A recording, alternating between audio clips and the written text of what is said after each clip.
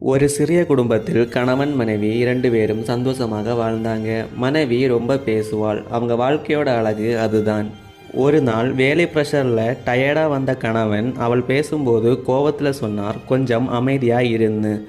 அந்த ஒரு வார்த்தை அவள் மனசில் ஆழமாக பட்டுச்சு.